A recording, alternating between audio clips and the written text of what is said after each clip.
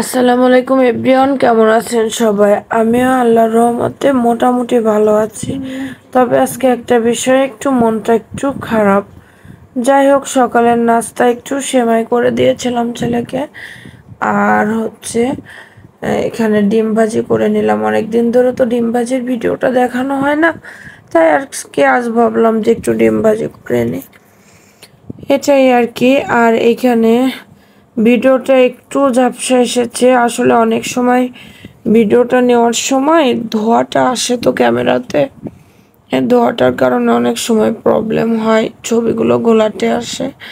তারপর দুপুরে একটু কাঁচকলা চিংড়ি রান্না করে নেব। কাঁচকলা চিংড়ি তো অনেক ভালো একটা রেসিপি, খুবই মজার একটা রেসিপি, আপনারাও করে খেয়ে দেখতে পারেন। এখানে একটু আদা, রসুন আর একটু পেঁয়াজ বেটে নিয়েছিলাম। তার ভিতরে একটু লবণ, হলুদ, মরিচের গুঁড়া আর একটু ধনিয়া গুঁড়া, জিরে গুঁড়া দিয়ে আমি মশলাটাকে এখন সুন্দরভাবে চিংড়ি মাছ দিয়ে কষিয়ে নিচ্ছি। আমি মশলাটাতে কি কি দিয়েছি এটা দেখাতে পারি নাই, মুখে বলে দিলাম, কারণ ওই সময় ওর মামা ওকে কল দিয়েছিল। সারাদিন আমার যখন রান্নার সময় হয়, ক্লিপ নেওয়ার সময় হয়, তখন মামা আর বাবা দুইজনেরই কল দেওয়ার টাইম হয়। যাই হোক, কী করব, আমার তো আর অত টাকা নাই যে আমি নিজের পার্সোনাল একটা ফোন কিনে নিব। আমি তো অন্যের ফোন দিয়ে কাজ করি। আল্লাহ যদি কোনোদিন ভাগ্য রাখে, সেদিন এর থেকে দামি ফোন কিনবো, আপনাদেরকে ভিডিও করব, ভিডিও এডিট করে দিব।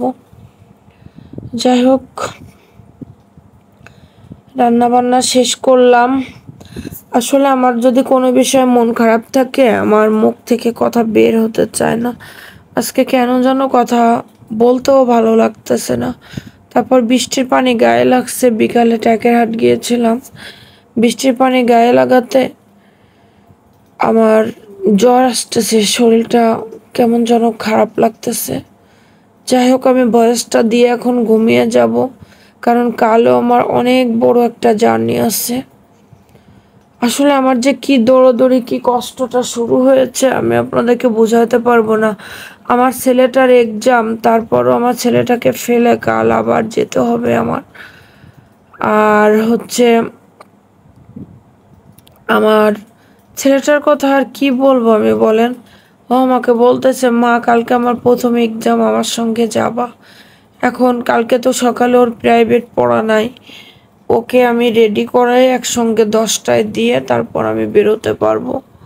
কারণ ওর পরীক্ষাতে না চলে গেলে তো আমি যেতে পারবো না, যেহেতু ছেলেটা দাবি করছে। আসলে এক্সামটা এবার একটু কঠিন, কারণ ওদের প্রশ্নগুলো এবার এসেছে সরকার থেকে আসবে, কি প্রশ্ন আসবে কি আসবে ওদের টিচাররাও জানে না। 5 ঘন্টা পরীক্ষা হবে, মাঝে 1 ঘন্টা টিফিন দিবে আর কি, লিখিতর পরে টিফিন দেবে, তারপরে প্র্যাকটিক্যাল হবে। সবাই আমার ছেলেটার জন্য দোয়া করবেন। আমার আজ আর বেশি কথা বলতে ভালো লাগছে না, তাই ছোট একটা ক্লিপ নিয়েছি। আল্লাহ হাফেজ।